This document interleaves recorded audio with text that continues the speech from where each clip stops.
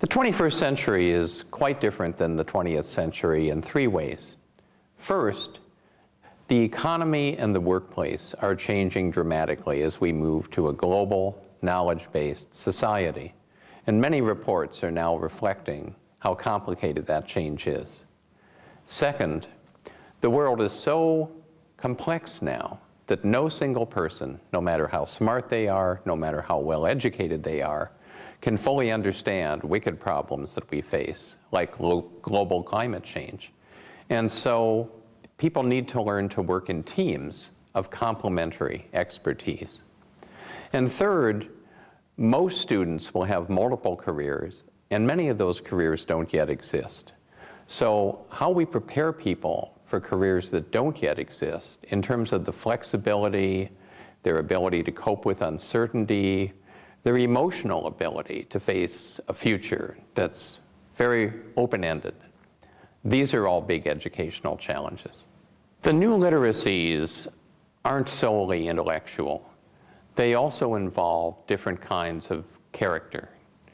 We're now not only citizens of our own local setting or our own country, we're citizens of the world because of things like global climate change or international terrorism. Our actions have an enormous impact all across the world. And so having a set of values and a shared vision for where we want to take our fragile planet is a very important part of these new literacies.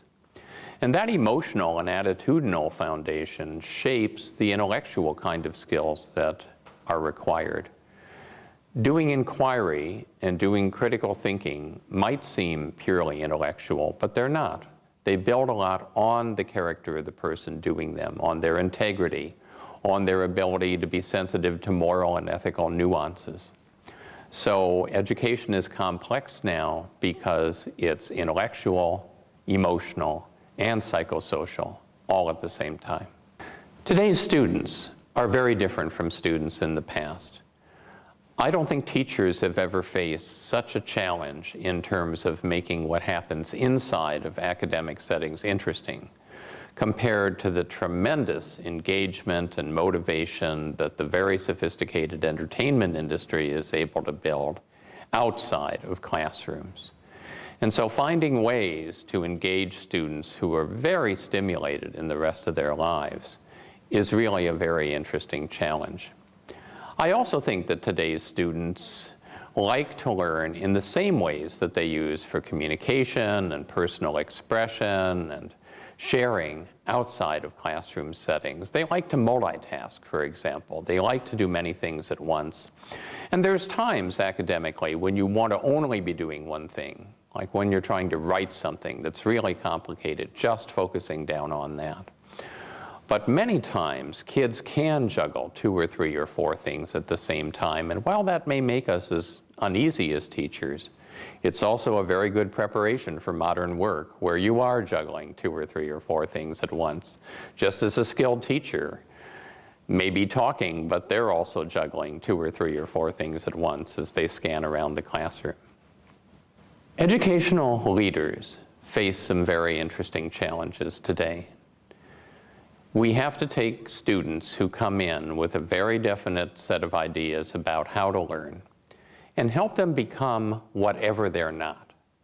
I have students who are very fluent in new technologies who really aren't very comfortable when the class meets face-to-face. They like much better the mediated interactions that we have in my class.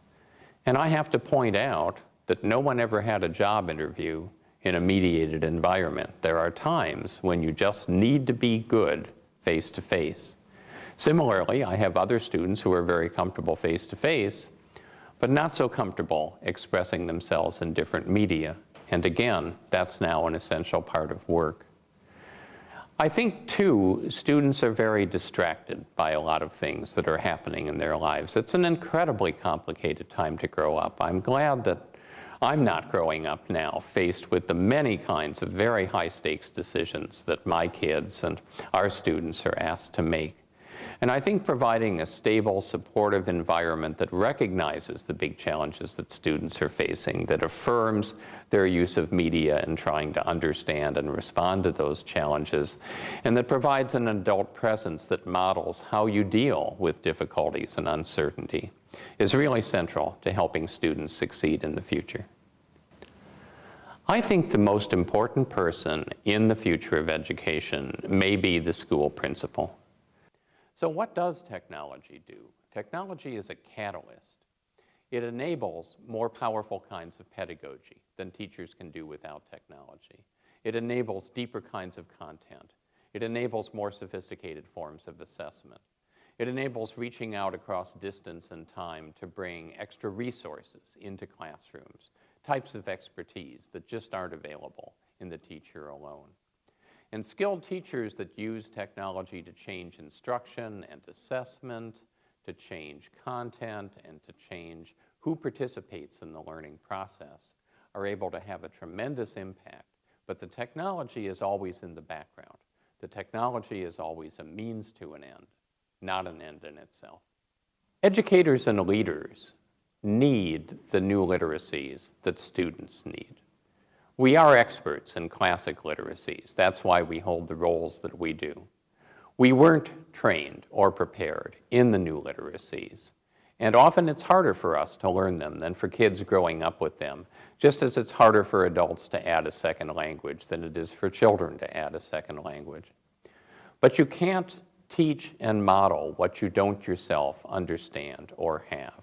So it's very important for us to wrestle with acquiring these new literacies and showing students that we're comfortable using them, even if we may not be as good with them as our students are. Doing that requires not just learning, but unlearning. Unlearning classic ways of doing things that may be slower, and relearning new ways that may be faster and may involve different kinds of thinking. I remember being incredibly proud when I finally felt that I had mastered email, only to be told by my daughter that texting was the way that skilled people communicated, and email was so 20th century. So the new literacies keep changing. We have to evolve with them, but I think it can be a lot of fun, especially if we let our students help us. Teachers who may not be very familiar with technology or comfortable with it may wonder how to get started. And it's fine to get started in small steps and just get your feet wet in terms of using it. The important thing to remember is it's not the technology. It's what the technology lets you do in terms of changing teaching and learning and assessment. And so you don't have to use a sophisticated technology in order to get a powerful result if a technology lets you teach in a different way, a way that lets your students learn more actively. And students are a wonderful ally when you're just getting started because students love helping teachers. They love watching an adult model what to do when you don't know, how you reach out to friends for help, how you treat students as knowledgeable friends who can help you.